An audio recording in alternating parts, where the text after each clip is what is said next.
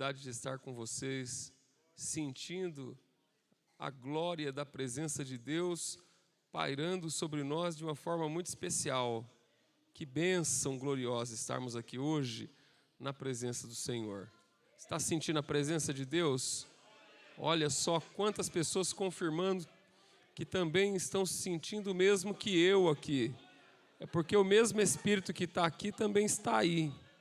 O mesmo Espírito que está falando aqui, está falando aí. Aleluia.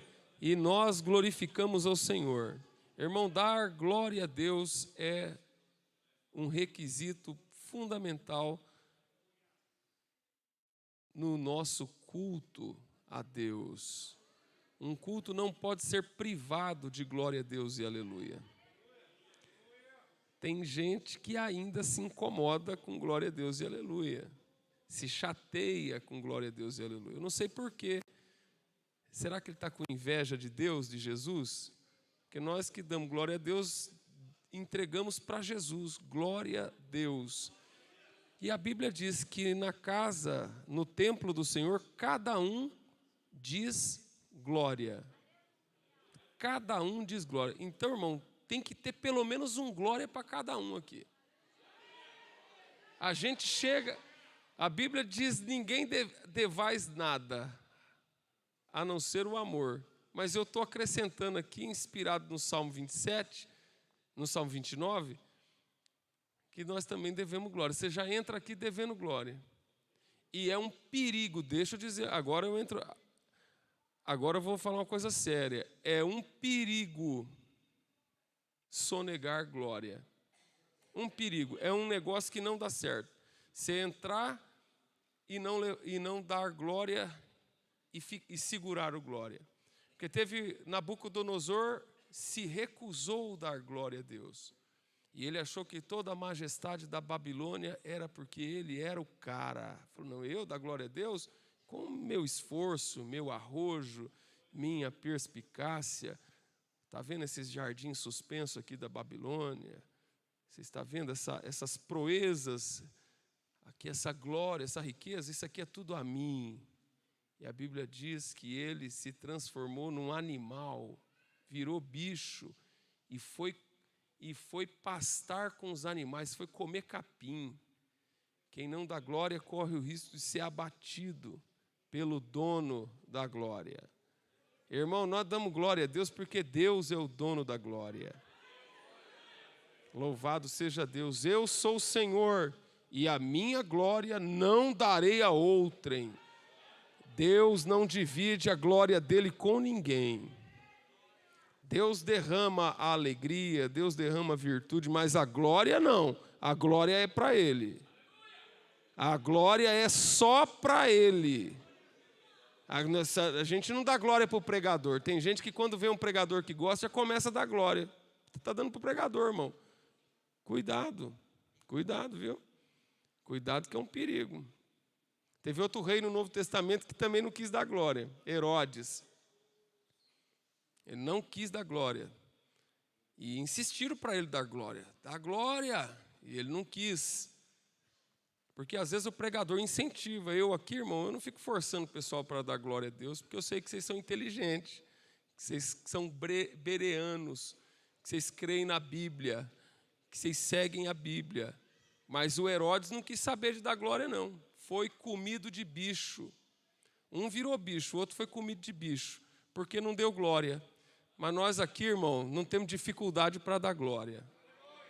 Nós não temos obstáculo para dar glória. Nós não temos cerimônia para dar glória. Nós não fazemos cerimônia. Começou o culto, já começa a lascar no glória a Deus.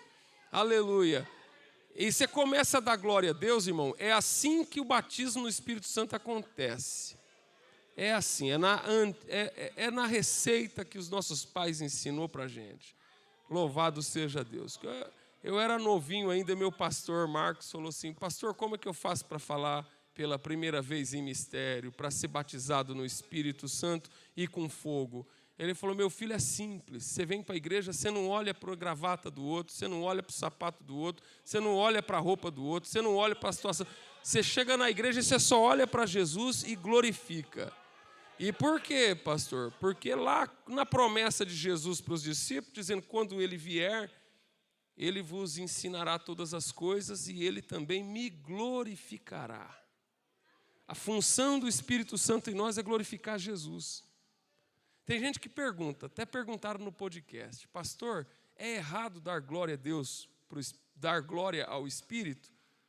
E a gente respondeu que não é errado. Mas o mais certo é dar glória a Jesus.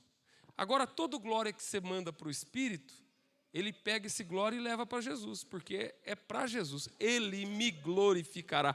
Finalidade do Espírito Santo é glorificar a Jesus.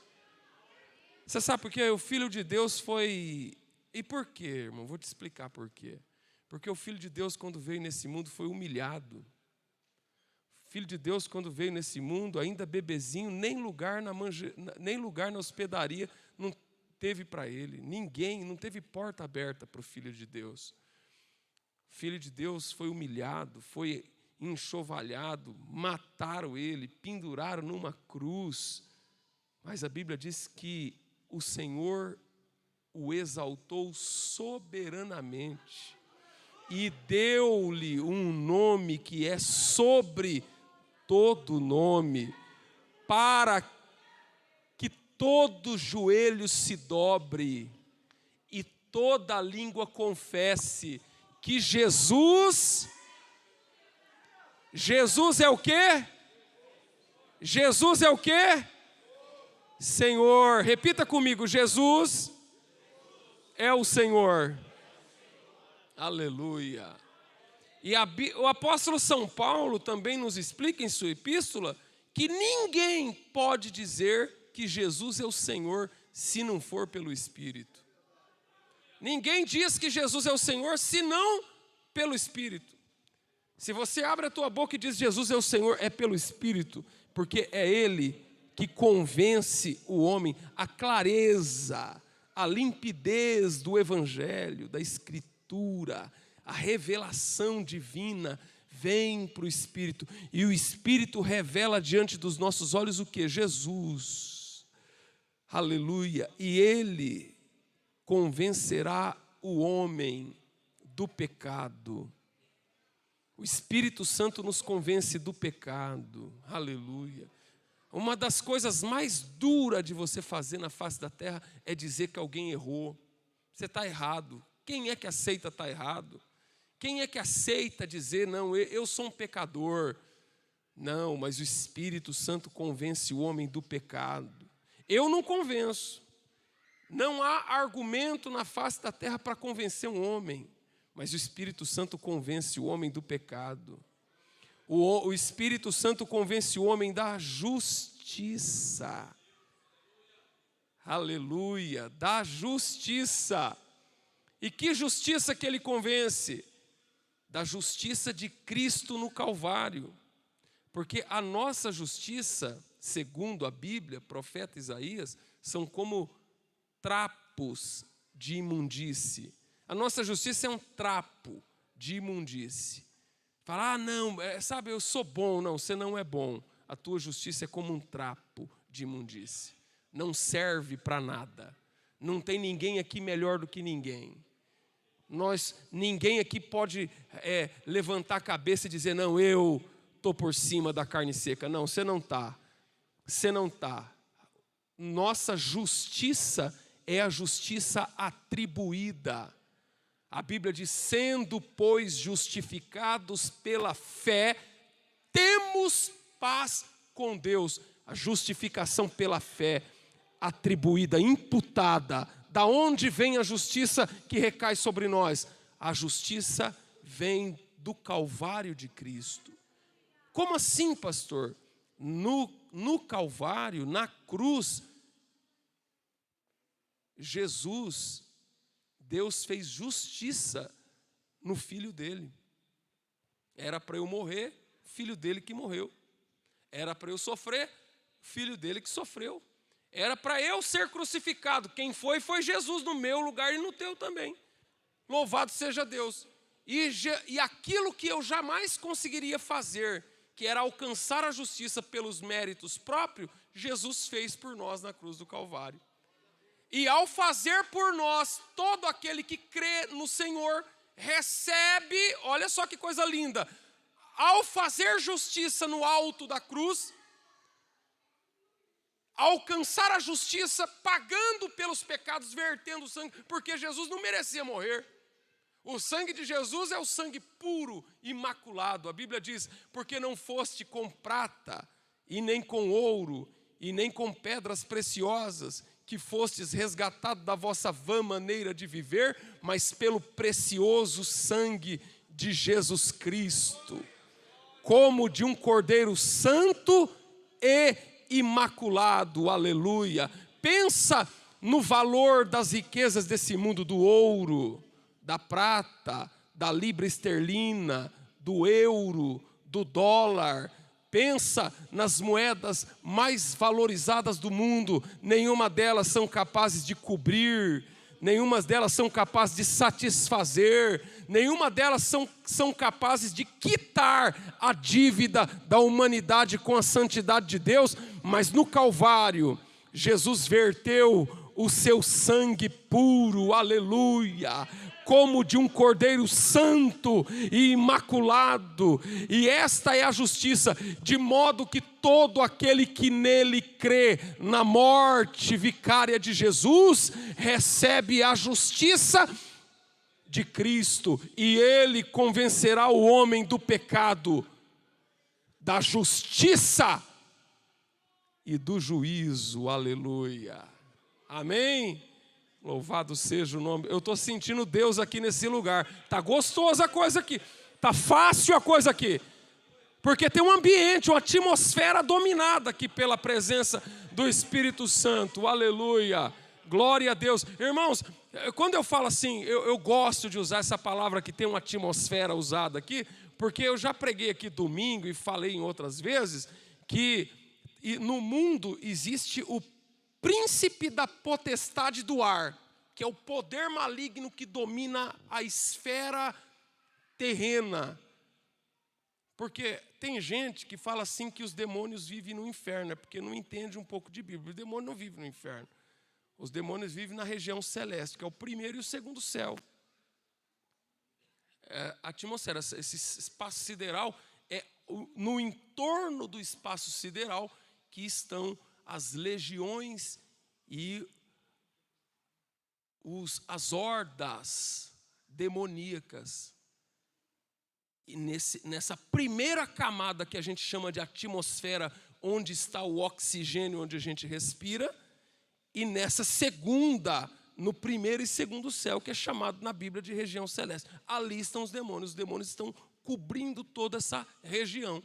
Agora, quando nós nos reunimos em nome de Jesus, então toda a atmosfera terrena, todo o espaço terreno, toda a natureza, a Bíblia diz em Romanos 8 que a natureza ficou sujeita. E eu precisei ir para Campinas hoje com a minha esposa, e indo para Campinas nós fomos comentando das tragédias que estavam acontecendo. E eu não tenho dúvida, para mim, eu não tenho dúvida que essas tragédias que acontecem todo ano, nessa mesma época, em que em que as almas estão rendidas no altar de Satanás, nesta época em que está liberado uma veneração explícita aos demônios, a invocação explícita. A Bíblia diz para não dar lugar ao diabo. Não é isso que está escrito? Mas o povo não tem problema com isso, eles dão lugar. E isso tem um preço, tem uma consequência. A Bíblia diz que a natureza ficou sujeita. Aleluia. Hoje eu decoro o versículo, não igual antigamente, mas eu decoro o versículo. Vou explicar para vocês como é que eu faço. Eu escrevo num papel e coloco ali num lugar, lá no quartinho onde eu estudo. E aí, para conseguir decorar, toda vez eu passo e leio. Aí eu estou decorando Romanos 8,17. Porque a ardente expectação da criatura, aguarda a manifestação dos filhos de Deus. O que é isso? A manifestação dos filhos de Deus. A redenção plena que começou no Calvário. Porque no Calvário Jesus venceu o diabo. No Calvário Jesus instaurou a redenção. Mas agora a redenção vai resgatar a humanidade para Cristo e vai botar em ordem todas as coisas. Louvado seja Deus. Nós vamos ver após o arrebatamento da igreja, e quando o anticristo for derrotado pelo próprio Cristo, aleluia, Jesus vai voltar para reinar com a igreja. E a Bíblia diz que a terra se encherá do conhecimento do Senhor. Aleluia! O planeta será dominado por uma nova ordem. Aleluia! Por isso que a Bíblia diz, porque a natureza geme e sente dores de parto até agora. Até agora a natureza está gemendo. Porque a natureza ficou sujeita. Sujeita a quê? Sujeita aos efeitos catastróficos e desastrosos da queda. Então, quando você vê uma época dessa, toda vez no Brasil, parece que é uma sina, uma maldição, uma sentença, uma cobrança, um boleto que vem. Todo mundo sabe que vem e finge que não vem. A mídia finge que não vê. Fazem vista grossa, mas esses são poderes demoníacos que têm tentáculo na natureza, por isso que eu estou falando aqui. Mas nós estamos envoltos numa esfera, numa aura, por isso que o Espírito Santo vai fazer o quê? O Espírito Santo vai fazer o quê na terra? Meu Deus, como que é gostoso falar dessas coisas? Como que é gostoso falar dessas coisas? Lembra lá no Gênesis, quando a terra estava sem forma e vazia e havia trevas sobre a face do abismo? Sem forma, vazia, trevas e abismo? 4 coisas ruins e terríveis. O que o Espírito Santo fez? Envolveu a terra. Abraçou a terra. Porque muitos poderiam dizer, a terra acabou. É melhor destruir isso porque, sem forma, vazia. No abismo e cheio de trevas, isso serve para quê? Desfaz, joga no lixo, abandona isso aí, com tanto planeta bonito que tem, com tanto planeta, com tantas milhões de galáxias que tem. Olha só como que pode, pensa comigo, irmão, nós somos um planeta chamado Terra, que está numa galáxia chamada Via Láctea. Nessa galáxia chamada Via Láctea, nós estamos nesse único planeta. Segundo os pesquisadores, existe 200 milhões de galáxias. E quantos planetas então não deve existir? E a Bíblia diz, e a terra era sem forma e vazia. E havia trevas sobre a face do abismo. E o Espírito Santo envolveu a terra e falou, aqui ninguém mexe. Aqui ninguém toca. E o Espírito Santo está me usando porque tem gente que tem pessoas que estão com o filho desviado, com problema na família, o filho não quer saber de Deus. E alguém fala assim, é um caso perdido, abandona. Não, o Espírito está lá envolvendo. Aqui ninguém toca, aqui ninguém mexe. E o Espírito falando assim, o que você está fazendo aí, Espírito Santo? Eu estou esperando a ordem divina. Haja de Deus. O versículo seguinte é, haja luz e houve luz. Aleluia, glória a Deus. O Espírito envolve. E do mesmo jeito que nós estamos aqui nessa bolsa,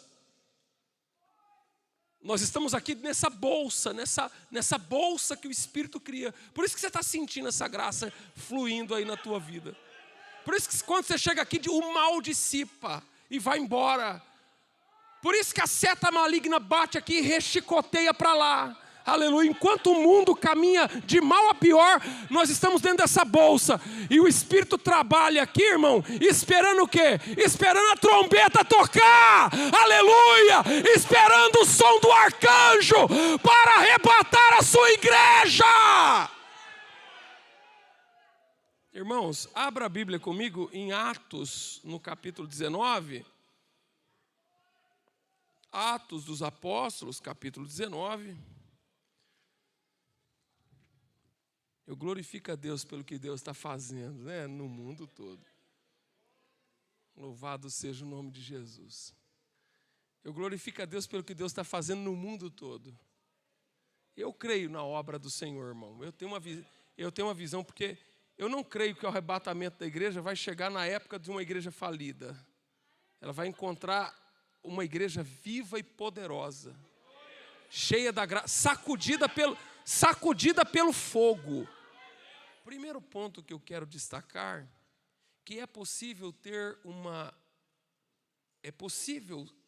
ser crente, é possível ter uma experiência de fé cristã, sem, contudo, ter uma experiência com o Espírito Santo. Então, existem pessoas que têm uma fé.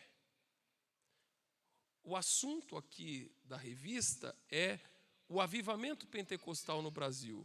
Quando o Gunnar Vingre e o Daniel Berg chegaram no Brasil, já existia igreja evangélica no Brasil. E essas igrejas evangélicas existentes no Brasil eram igrejas que criam no Evangelho, que criam na palavra de Deus do jeito que nós cremos. Essas igrejas que existiam no Brasil pregavam a Jesus Cristo de maneira correta e tinham a presença do Espírito Santo.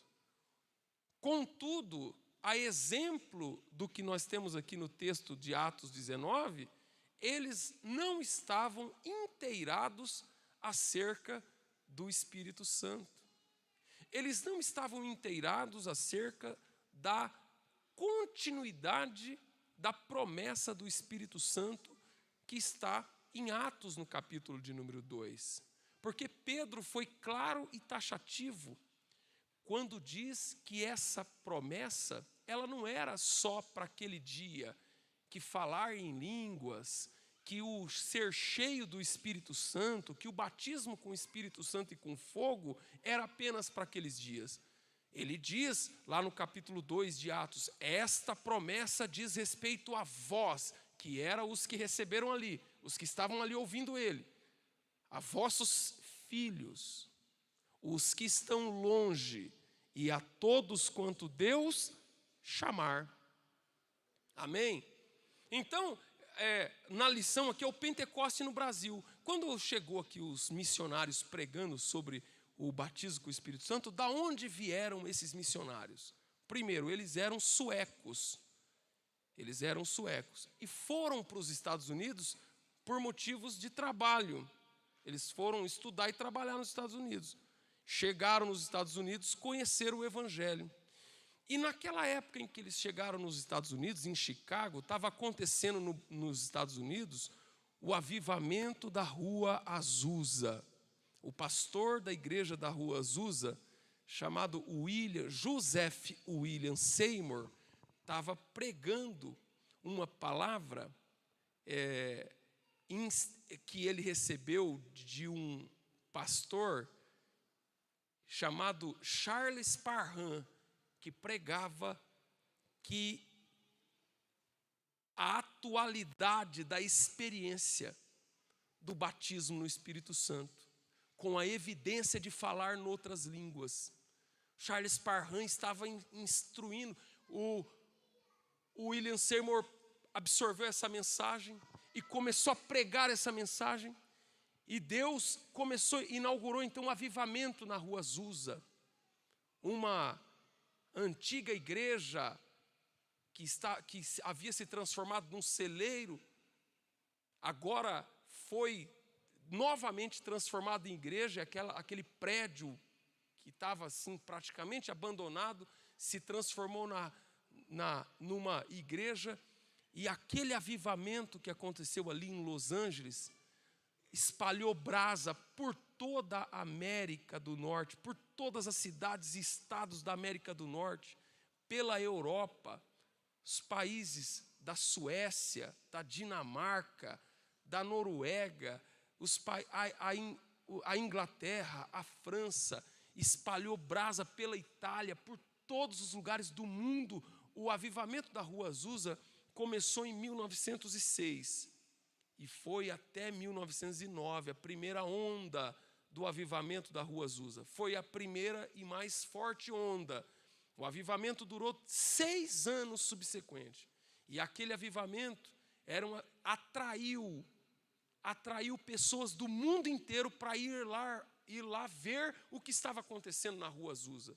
E as pessoas chegavam ali para ver o que estava acontecendo. E quando eles chegavam perto da igreja onde estava acontecendo o avivamento, quando chegava na rua, ia chegando ali perto, já começava a sentir a unção de Deus. E antes de entrar na igreja para conhecer o avivamento, já era batizado. Os cultos começavam e não tinha hora para terminar. Ficava ali um esquema de revezamento de pessoas orando na parte superior do templo, enquanto o William Seymour estava ali com o caixote de tomate dele. Enquanto ele estava no púlpito, o púlpito não era um púlpito bonito igual esse aqui, não, era um caixote de tomate. Na parte de cima havia gente orando 24 horas ininterrupta. E a evidência de milagres e um poder de Deus, Daniel Berg foi impactado por esse poder. E eles eram de Chicago, nos Estados Unidos. E de Chicago eles receberam a revelação que eles tinham que trazer essa mensagem para o Brasil. O Senhor revelou para Daniel Berg que, no momento com Deus, o Senhor, ele ouviu a palavra Belém. E ele nem sabia em que lugar ficava Belém. À primeira vista, Belém para eles ficava lá nas terras lá de Israel. Porque era o Belém que eles ouviam falar, era o Belém da Bíblia. Eles procurando no mapa descobriu que, na verdade, não era o Belém lá do Oriente, era o Belém do Pará. E eles conversaram com a igreja onde eles congregavam em Chicago. E falaram, Deus deu uma revelação para a gente fazer missões no Brasil. Em Belém do Pará. Lá nas terras amazônicas. A igreja deu uma oferta para eles. Irem até Nova York. Até Nova York. Eles ganharam, ao invés de ganhar o dinheiro todo para vir para o Brasil, eles falaram, o máximo que a gente pode fazer é dar uma oferta para vocês comprar passagem para ir para Nova York. E eles compraram a passagem para Nova York, para chegar em Nova York e depender do que Deus ia fazer para que eles pudessem chegar no Brasil. Pegaram a passagem e foram para Nova York. Chegaram em Nova York, eles estavam na estação do trem, no meio e a história conta. Onde que está essa história? No Diário do Pioneiro, publicado pela Casa Publicadora, essa história. É pela editora CPAD. Chegaram lá em Nova York, estava na estação ferroviária, aquele formigueiro de gente andando para lá e para cá, e eles ali parados, pensando no que ia fazer, em como Deus ia prover, até que então o Gunnar foi reconhecido por um irmão lá de Nova York, que havia recebido uma orientação de Deus para mandar uma oferta para o Gunnar em Chicago. E ele tinha saído da casa dele para ir no correio para fazer a remessa do dinheiro para o Gunnar, da oferta. E no caminho, ele encontra quem? Na estação ferroviária em Nova York? O Gunnar Ving do lado do Daniel Berg. E ao invés de ir levar no correio, ele falou, então a oferta está aqui. Quando eles abriram o envelope, tinha $90. E com esses $90, eles compraram. $90 dá o quê? Quase R$500, né? Hoje é 5,20 o dólar. Quanto que está o dólar hoje? 5,17? 5,20? $90. Pegaram esses $90, compraram a passagem de navio de Nova York a Belém. E vieram. E no caminho, eles foram evangelizando. Foram nas piores classes lá, não foi na classe comfort premium do navio, não. Foi lá no porãozão do navio. Do lado deles tinha lá e eles evangelizando no navio, falando de Jesus, porque essa é a natureza da Assembleia de Deus até hoje, é falar de Jesus, é falar do Senhor. E eles foram evangelizando, aí teve um senhor que estava com eles no navio, ficou doente, acometido de febre, viagem de vários dias, e eles conversaram com ele, podemos orar pelo senhor? E aí a pessoa que estava com febre falou, não pode orar. Eles oraram e ele foi curado na hora. E no que ele foi curado na hora, em seguida eles fizeram o apelo e o homem aceitou Jesus. Então eles chegaram no Brasil em novembro, dia 10 de novembro de 1910, em Belém do Pará. E chegaram e foram procurar a igreja, que era a igreja batista, a igreja deles. E eles foram então para o porão da igreja batista. E começou a obra desse jeito. Eles vieram trazendo essa mensagem do Espírito Santo. Passado algum tempo, as pessoas começaram a receber. A primeira irmã que recebeu o batismo no Espírito Santo foi no dia 8 de junho de 1911. Eles pregaram e ninguém recebia nada. Ninguém falava em línguas. Às vezes a gente fala assim, Senhor, faz tempo que eu estou pregando e nada. Mas eles perseveraram em pregar. E dia 8 de junho, perto das 10 horas da noite, a irmã Celina de Albuquerque, orando ao Senhor em sua própria casa, recebeu o batismo com o Espírito Santo. E foi a primeira pessoa no Brasil a receber o batismo no Espírito Santo. A segunda pessoa foi a melhor amiga da Celina de Albuquerque, a irmã Maria de Nazaré. A irmã Maria de Nazaré, vendo a irmã Celina receber aquela virtude poderosa. E aquilo foi um impacto, irmão, porque não existia isso. Foi um impacto ali naquela cidade. A irmã Maria de Nazaré voltou para a casa dela. E quando foi por volta das 2 horas do dia 9, na madrugada do dia 9, a irmã Maria de Nazaré também foi batizada com o Espírito Santo. Na semana seguinte, a irmã Maria de Nazaré, com aquela experiência extraordinária, aquele fogo pegando no peito, aquela chama incontrolável dentro dela, ela falou, eu preciso levar essa palavra e essa mensagem aos meus familiares. Então ela pegou um navio e foi ao Ceará levar a mensagem para a família dela, para os parentes dela. Quando ela chegou lá no Ceará para contar o que Jesus tinha feito na vida dela e pregar o evangelho do Senhor Jesus, os familiares dela faltou bater nela, ela foi escorraçada, expulsa pelos familiares, não quiseram saber da mensagem. Não foi aceita Maria de Nazaré. E alguém podia pensar, meu Deus, que coisa, né? A Maria de Nazaré continuou por lá por alguns dias e andando por um lugar ela encontrou uma igreja, uma localidade onde tinha uma pequena igreja, uma comunidade que eram presbiterianos. Aí ela foi lá para congregar com esses presbiterianos e começou a conversar com esses irmãos ali presbiterianos que não conheciam o Espírito Santo. Conheceste o Espírito Santo quando creste? É o que Paulo perguntou. Está aqui, ó. Recebestes já vós o Espírito Santo quando creste? Os irmãos presbiterianos falaram, não, ele não conhece não. A irmã Maria de Nazaré falou do jeito dela para esse pessoal. E esse pessoal creu e foram batizados com o Espírito Santo e foi um fogo só. Que coisa linda. Aí, ali no Ceará, começou a Assembleia de Deus no Ceará por essa mulher que viajou. Quando a Maria de Nazaré chegou no Ceará e ela desceu do navio, ela para ir à parentela dela, ela andou 40 quilômetros de a pé para chegar nos parentes dela, para ser expulsa e para depois encontrar essa comunidade presbiteriana e falar do poder do Espírito Santo, e eles foram batizados com o Espírito Santo, e ali começou a Assembleia de Deus do Ceará.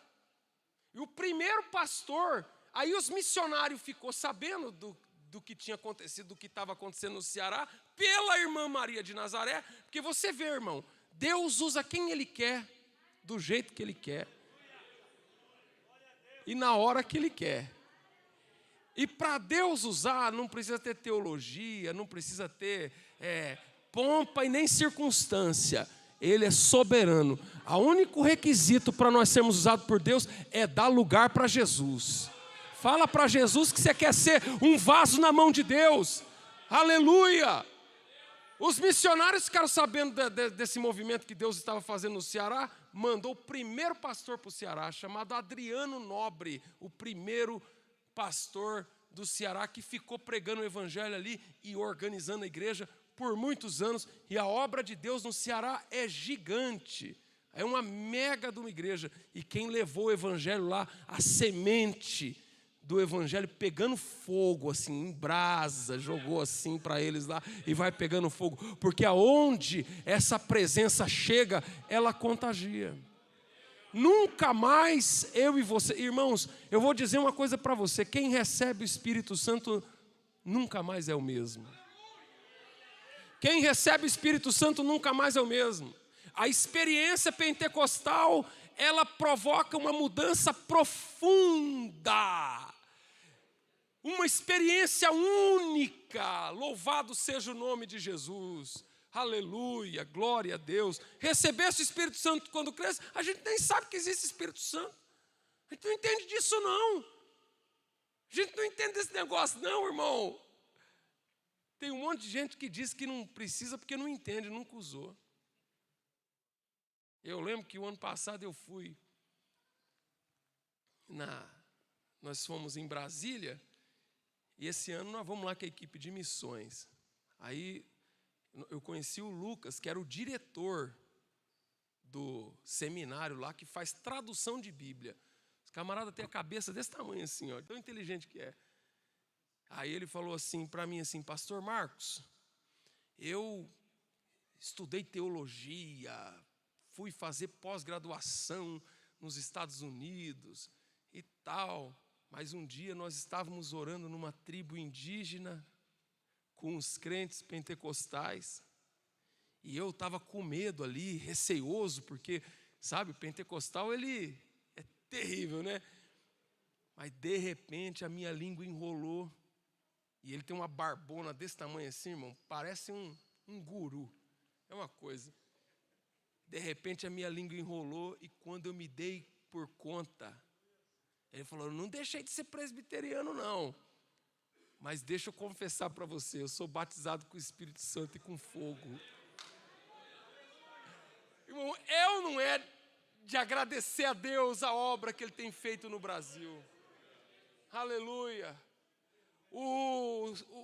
É inegável que os cientistas geopolíticos, é inegável que o pentecostalismo é a terceira força do cristianismo no mundo. A existência do cristianismo vivido, não proforme, não o cristianismo religioso, ritualístico, porque nós cremos na Bíblia, nós obedecemos as Escrituras, nós temos uma liturgia, mas a liturgia não manda em nós, não. Eu dirijo o culto aqui, irmão, dirijo o culto, dirijo a igreja. Pastor Messias dirige a igreja. Mas nós não dirigimos o Espírito Santo, não, irmão. O Espírito Santo faz o que Ele quer aqui entre nós. Louvado seja Deus. Lá, Atos capítulo 13. Atos capítulo 13, verso 1. Havia na igreja de Antioquia profetas e doutores. Ou doutores e profetas. Havia na igreja de Antioquia doutores e profetas. Aí ele fala lá o nome deles: fulano, fulano, fulano, fulano, fulano. No versículo seguinte está escrito: e disse o Espírito Santo: aparta para mim Paulo e Barnabé para a obra que tenho separado. Pode ter doutor, pode ter teologia, pode ter o seu fulano dos anzóis, mas quem manda na igreja do Senhor é o Espírito Santo. A liturgia não nos domina, a liturgia não nos controla, a liturgia não nos encabresta, porque é na asa do Espírito que eu quero voar com vocês aqui, na presença de Deus. Quem é que crê nisso? Levanta a mão e glorifica o nome do Senhor. Eita glória!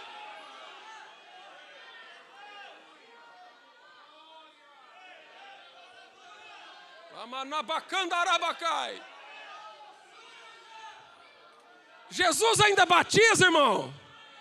Jesus ainda batiza com o Espírito Santo e com fogo. Se você não é batizado com o Espírito Santo, diga para Jesus: Jesus, me batiza com o Espírito Santo e com fogo. Agora, na hora que Jesus batizar você com o Espírito Santo e com fogo, não tem problema, irmão. Não fique preocupado. Não fique preocupado. Tem gente que está preocupado. Ai, meu Deus do céu. E se eu for batizado com o Espírito Santo e eu fizer feio? Você não está aqui nem para fazer feio nem bonito, irmão. Você está aqui para deixar Jesus te queimar. Deixa queimar da cabeça aos pés. Esse fogo não mata. Esse fogo não faz mal. Se tiver alguma enfermidade, ele derrete também essa enfermidade na hora. Se tiver algum pecado, esse fogo também queima o pecado, ele purifica. Se tiver alguma coisa ruim, ele manda embora, mas deixa o fogo queimar. Peça para Jesus, irmão. Peça para Jesus. Peça para Jesus. Peça para Jesus de todo o coração. Aleluia. Irmão, ao longo desses dias, eu concito vocês que estão me assistindo aqui pela transmissão, ao longo desses dias, eu fico vendo, olha só, parece até que foi combinado. Irmão Genilson, parece que foi combinado. Olha só, a gente está aqui organizando esse CPU, falando do Espírito Santo, aí a CPAD vai e publica, aqui, está aqui, ó. Aviva a tua obra. Parece até que foi combinado. Aí, irmão, você sabe que eu fico contente? Porque assim, eu peço para Deus, eu preciso de um avivamento na minha vida, todo dia. E eu quero conduzir vocês para o avivamento junto comigo. Eu quero fogo, irmão, fogo pegar. Louvado seja Deus. E o que me impressiona é saber que os irmãos lá na América também estão prostrados diante do Senhor, orando: Senhor, aviva a tua obra. E o avivamento também está acontecendo lá. E tem outras cidades que já estão pedindo: Senhor, manda avivamento. E por quê? Porque não dá para viver sem avivamento. A luta que tem pela frente, nós não vamos vencer ela na carne. As batalhas que nós temos adiante de nós não dá para vencer no peito e na raça, não. Não é no peito e na raça, não é na retórica, não é no discurso bonitinho, não. É com lágrimas diante do altar do Senhor, é com jejum e oração que essa casta de demônio vai embora.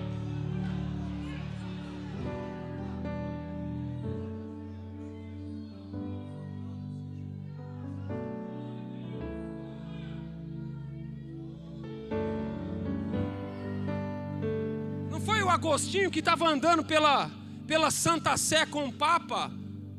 O Agostinho, o maior teólogo da igreja. O Agostinho tem um título que ninguém tem, outorgado pela igreja, só ele. É o maior teólogo da igreja. Ele andando com o Papa na Santa Sé, olhando ali a suntuosidade do templo, a bordadura de ouro, aquelas obras magníficas.